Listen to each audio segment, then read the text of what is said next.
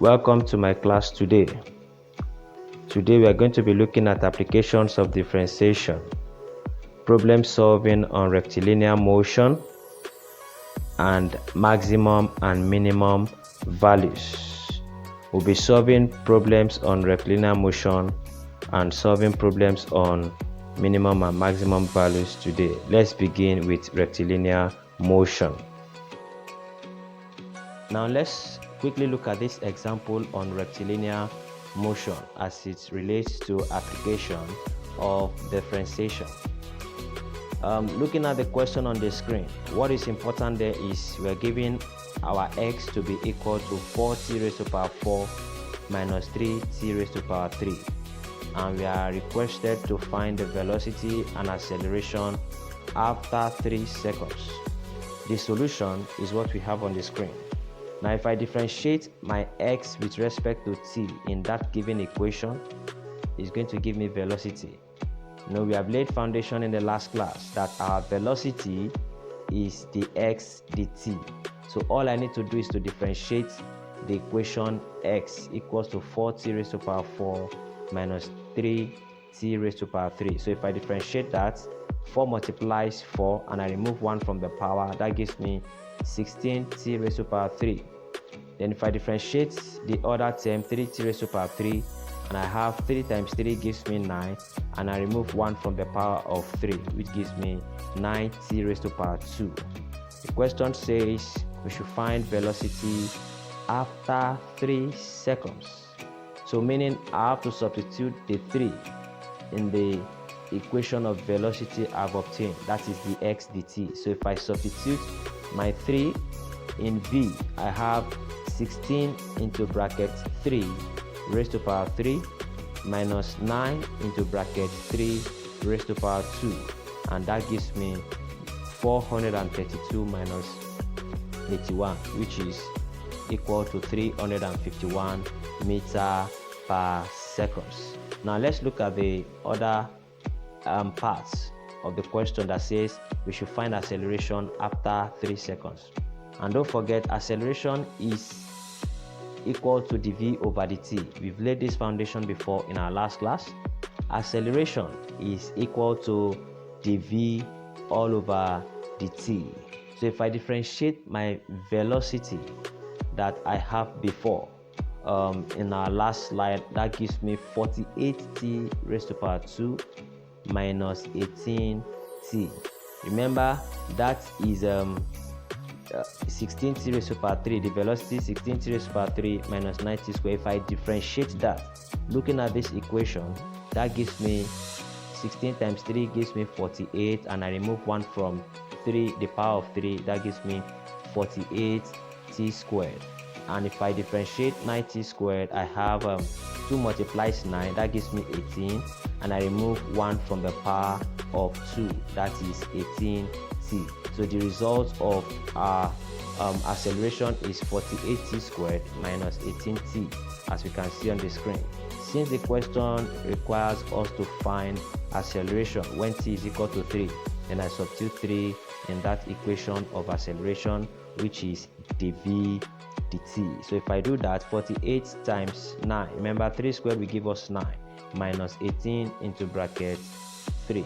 So that gives me 432 minus 54, and my final answer for acceleration when t is equal to 3 is 378 meter per second square.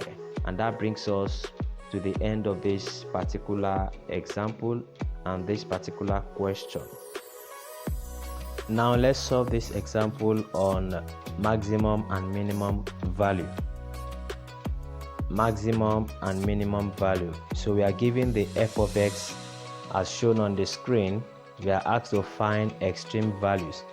Extreme values also mean the minimum and maximum value, because those are the extreme value when you have a parabola.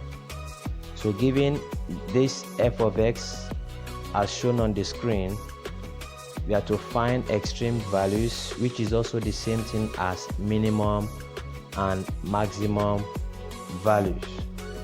So the first thing we are going to be doing is to differentiate the f of x given. Remember, the first condition for minimum and maximum value is that the y dx is equal to 0. Remember, we talked about this in the last class. That's f prime, as you can see on the screen, is the same thing with f dy dx. So if I differentiate that f of x, that's what gives us f of prime x. 3 multiplies 3, as you can see, 3 multiplies the 3. That's how to differentiate. Then remove 1 from the power. I have raised to power 2. Then if I differentiate the other one, 3 times 2, then x, I remove 1 from the power. That's x raised to power 1. Now if I differentiate 27x, I have 27. And if I differentiate 15, which is a constant, it will give me 0. Okay, so this is the result of that differentiation. If I simplify, that is going to give me 9x squared minus 18x minus 27 minus 18x minus 27. Okay, that gives us the y dx. Remember, the y dx is also the same thing with f of prime x, f prime f of x. Good. Now if I factorize what I have on the screen, you can see that 9 can go in that, 9 can go there. Okay, and at that point the y dx is equal to 0. Remember, we want to find the extreme value. The first condition is that the y dx must be equal to 0. That's why we are equating to 0. Now we are factorizing 9 into brackets x squared minus 2x minus 3 equals to 0. 9 is a factor common. Okay, so we want to factorize what we have in the bracket. Now we want to do factorization of that quadratic expression. Our product is minus 3. What two factors can I break as minus 3 that was also giving minus 2? That's minus 3 and 1. If I combine minus 3 and 1, it's going to give me the minus 2x I have at the middle. So I can break that as x plus 1, x minus 3. So I've broken the quadratic expression into factors. Then we equate everything to 0. Okay, now to find the values of x, x will be equal to 1. If I equate x plus 1 to 0, x is minus 1, and x minus 3 to 0, x will give me 3. So we have two values where we have the extreme values. One is minus 1, the other one is 3. Now the next step is to find the second derivative. We want to see if x equals to minus 1 and x equals to 3, if they are minimum or maximum value. So the next condition that fulfills that is to differentiate again. That's the 2y over the x squared. That's f double prime of x. So we'll substitute minus 1 now. We want to test if minus 1 is minimum or maximum. So I'm going to substitute minus 1. I will differentiate first. First and foremost, I will differentiate what I have on the screen. I will differentiate that second derivative now. That will give us 18x minus 18. If I differentiate the result of my first derivative, that gives me the second derivative, 18x minus 18, as you can see on the screen. Okay, 18x minus 18, that's the second derivative. Remember, that's the second condition. When we have the 2y over the x squared equal, when it's less than 0, that gives us maximum. So we want to test now and see if we put minus 1, what we are going to get. We want to substitute minus 1 in that the 2y over the x squared, which is f double prime of x. We have 18x minus 18. So if I substitute minus 1 in that second derivative, my answer is going to be minus 6, meaning put minus 1 to replace my x, and we have minus 18. So minus 18 gives us minus 36. Minus 36 is less than 0. Remember, the second condition we treated in the last class is that if the 2y over the x squared is less than 0, it means that point is what? It's a maximum point. This is actually showing us that that point where we have minus 1 represents a maximum point. And if I substitute minus 1 in the original f of x, it's going to give me 30. 30 will give us the y equivalent of that minus 1. So when x is minus 1, my y is going to be equals to 30. So that's the maximum point. So the first point is a maximum point. So let's test the second one.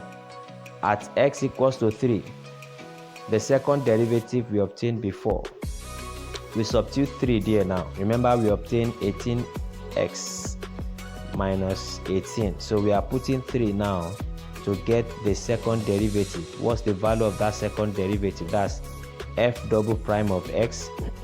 That gives us plus 36. And remember the condition: when the 2y over the x squared is a positive, if it's greater than 0, then that becomes that's a minimum point. So we want to get the y equivalent at x equals to 3. What will be f of x? So f of x will be minimum. That's what we are seeing on the screen. At x equals to 3, f of x will be minimum. So what will be the minimum value now? Remember, we're going to substitute f of this 3 in the original f of x that we are given. We substitute it in the original f of x we are given so that we can get the y equivalent of that x equals to 3. So substituting 3 into that original equation given, our answer will give us minus 66. So the minimum value is minus 66. It means at that point, when x is 3, our minimum value is minus 66. And the first one we obtain, when x is minus 1, our maximum value is 30. So this gives us an idea of the explanation we received on minimum and maximum value in the last class. So with this, we have tested to know if the 2 points are minimum and maximum. One of the points we obtain in this question is minimum and the other is maximum. Thank you.